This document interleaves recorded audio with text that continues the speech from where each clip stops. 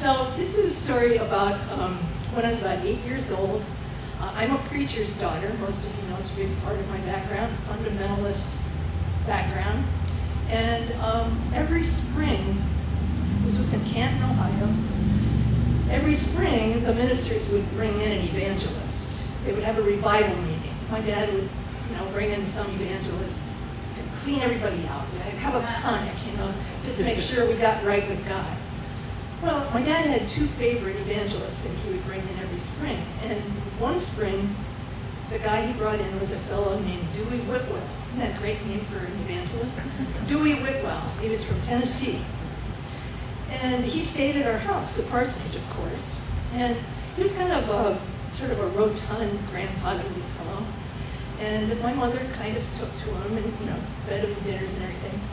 Well, one day, Dewey Whitwell was sitting in our living room in an easy chair. And my mom, I guess, thought that he looked a little lonely or something. Maybe he was homesick or something because he was on the road all the time. So my mother said, Janice, go ahead and why don't you go sit on Dewey Whitwell's lap for a while. I mean, this was a different time. Yes. Yes, it was. And she kind of liked him. She thought, well, maybe he's lonely or something. And she said, I think he has a little daughter. So maybe, it'd be nice. So I was kind of horrified. I was not exactly shy like him, but it felt a little strange. But I did. I went out there, I got on his lap, and he kind of put his hand around me. He was not at all inappropriate. He was just grandfatherly. And he started telling me about his daughter. He had a daughter named Missy. And he said, my daughter Missy, we like to do a lot of things together, and we like to go hunting together. And I got her a little 22. Do you know what a 22 is? I had absolutely no idea what he meant. And he started describing how he and Missy would go out in the woods, and they would learn how to walk as he put it, walk like Indians, so nobody would hear them. And they could take the rabbits home for dinner that they would catch, and he and Missy would go hand in hand. And Missy would have curly brown hair, and I just imagined her just being total opposite of me, right? So he kind of woke up from a trance, telling me about Missy and her gun. And I was so jealous of Missy. And I just kept imagining, man, I want to have a gun. I want to be like Missy. I want to be like her, like Dewey Whitwell's kid. That just sounded so exciting. And so I kind of went off in my little trance about how I wanted to be Ordinate 22. I'm 7 years old. So what I didn't realize, my parents were both kind of pacifists. My grandparents were all Quakers. We would never have a gun anywhere near anybody like that. And I don't know if my parents didn't know that Dewey was a committed hunter. But apparently my mother was listening behind the door, the swinging door to the dining room. And the door kind of swung open, and she said, come on in, Janice. I was Janice. And that was like sort of the end of my adorable relationship with Dewey Whitwell. And my mother did not want me to know anything about that.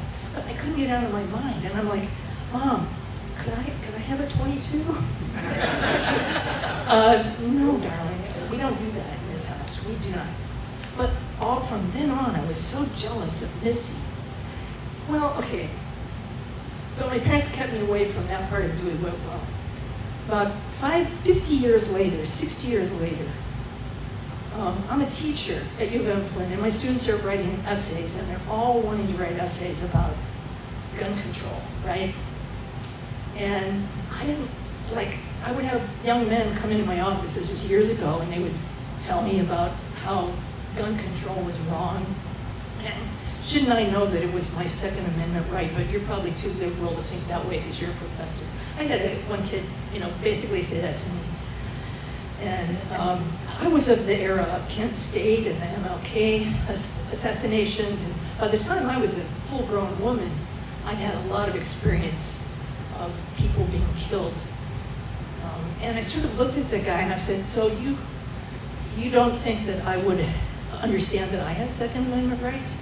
And he said, yeah, that's right. I'm like, little did he know how much I wanted to be Missy.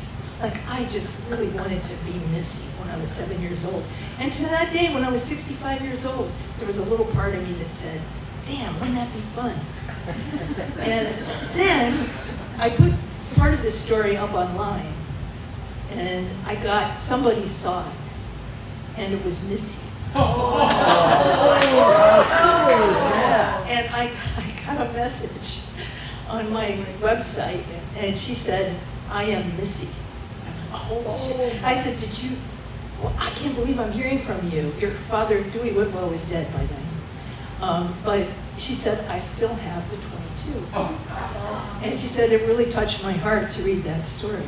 And what I was thinking was, back then, I thought it was God's plan for me, that I should get to have a 22 when I was 7 years old. My mother did not agree. And she made it real clear. It's like that, Janice, it is not God's plan for you to have a 22, but it was Missy's. So,